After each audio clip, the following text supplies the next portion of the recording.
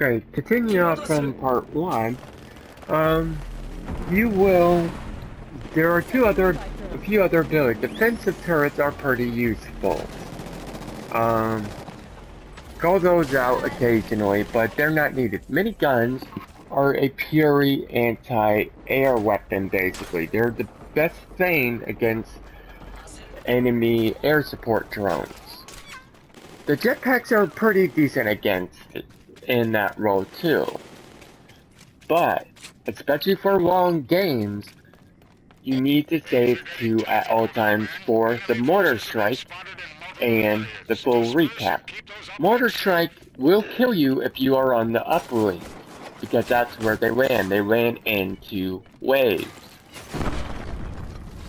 Generally, it's best to activate the full recap once the first wave has completed, and you do this when you are almost certain you cannot recapture to points that you have lost, because at that point, when they're in enemy hands, you start losing points actively.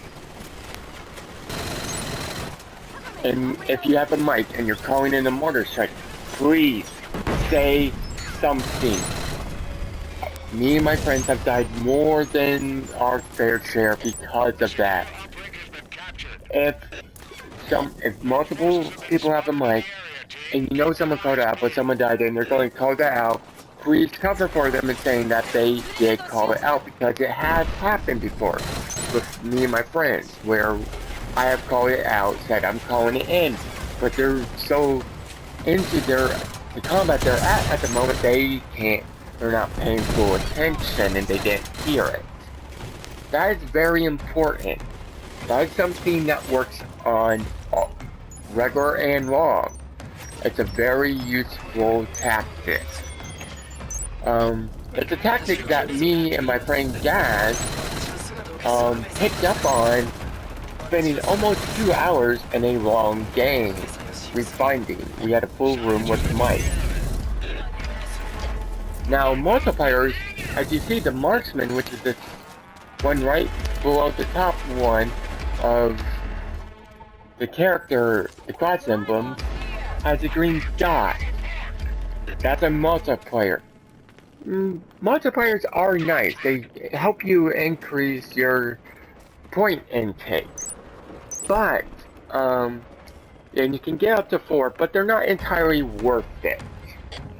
Due to the fact that, there's, in my opinion, more points you have on you, the harder things get.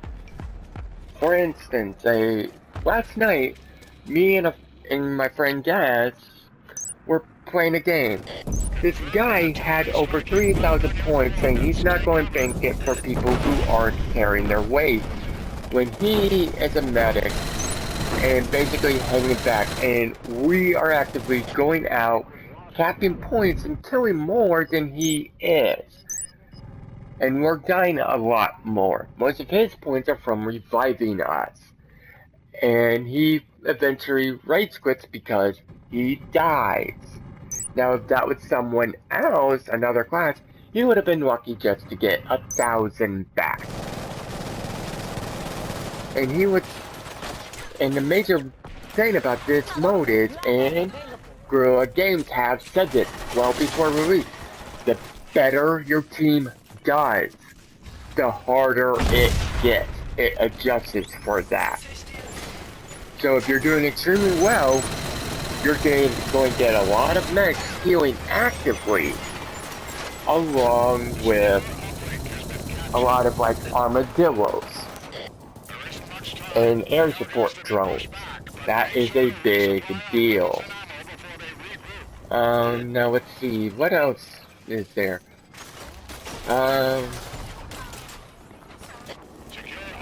And going on, I forgot to mention, jetpacks can be resupplied at a supply box for their ammo. So if you're out of ammo for it, do not call one in, it's a waste. But the miniguns cannot be resupplied that way, you have to call in more. Now going on to the bosses, you have 3. I'll tell you about them from the easiest to the hardest. Derek, who's the easiest, has a minigun, the Purger, and a nano shield. He will assault uplinks, generally A or C at most maps. He's aggressive about that. If you're constantly attacking, even if it's just a sniper putting rounds down on one, while everyone else is attacking another, he'll stay there, no matter what. And now the next one, Kieran. He has a voltage, which is a launcher, petrocite launcher that kind of behaves like a shotgun and rocket launcher in my opinion. I'm not a fan of it. He also has a buddy drone, which makes him annoying. And he behaves a lot like Sarek with points and everything. Now the most annoying of them all, partly because she does not have points, is Echo. She has a sniper rifle and a pistol. I believe her pistol is a Rainer. Her sniper rifle is the Comrade with a 4x scope. Now what makes her even more dangerous is she's capable of headshotting one kill anyone. Headshots make you unrevivable no matter what, no matter who does it on you. And she's very good at it. And she cloaks and teleports. Snipers will teleport in this game. The enemy snipers, when they take damage and you don't deal enough fast enough to kill them.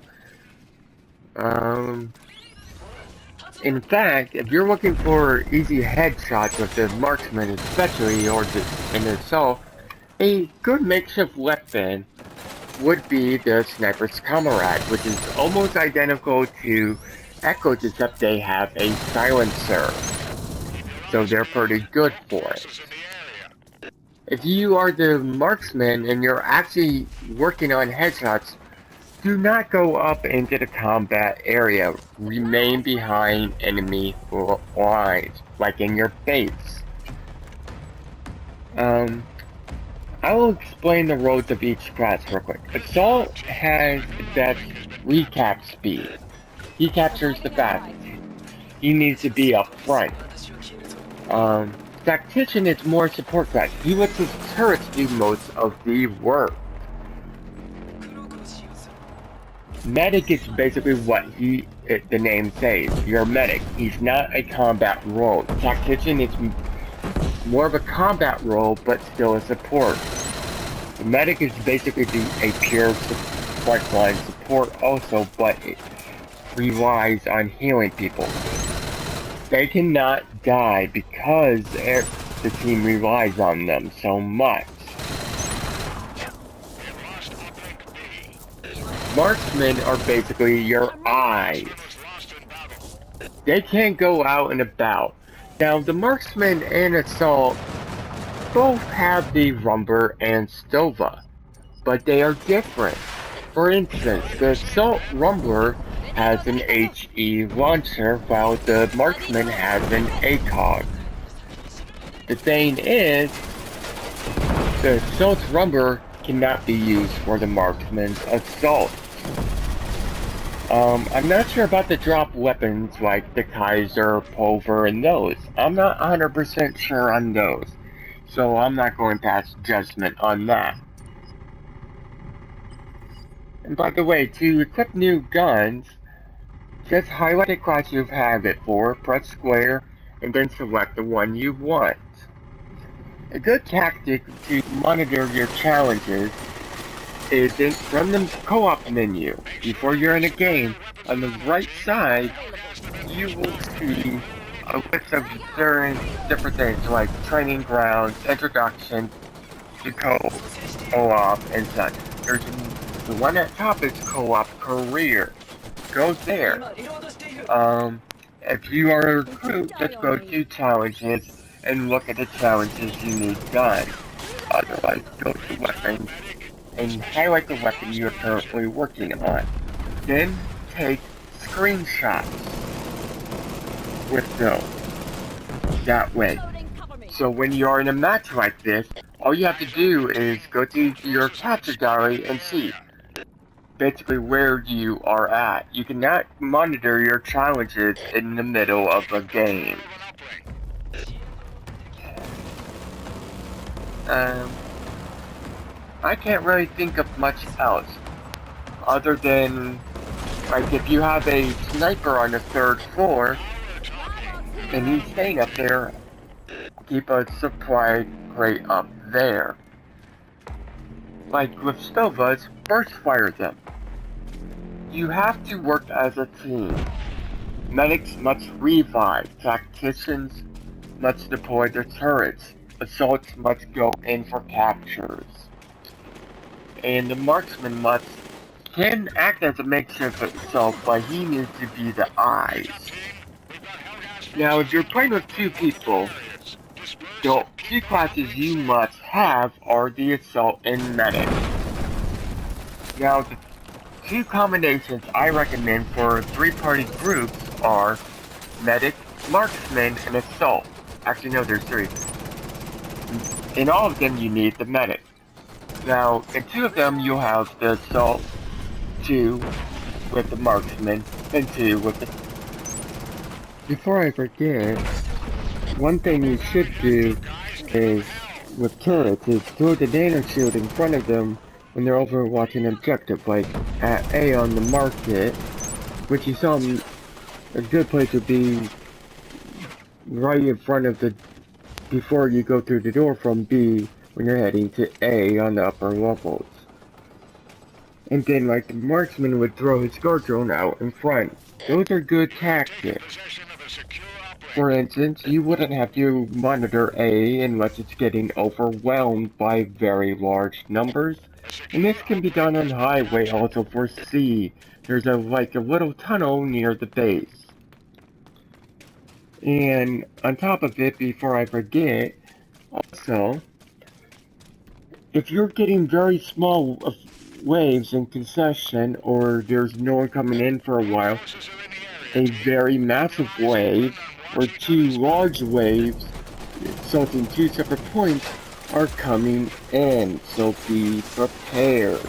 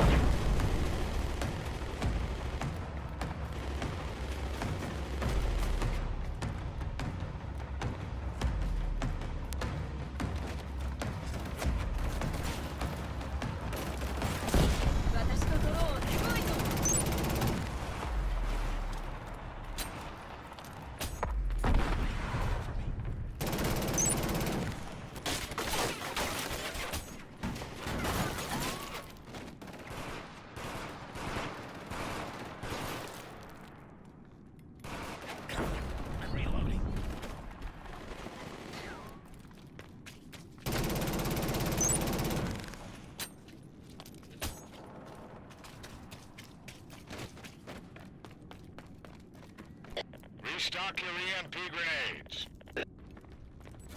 Supply box deployed.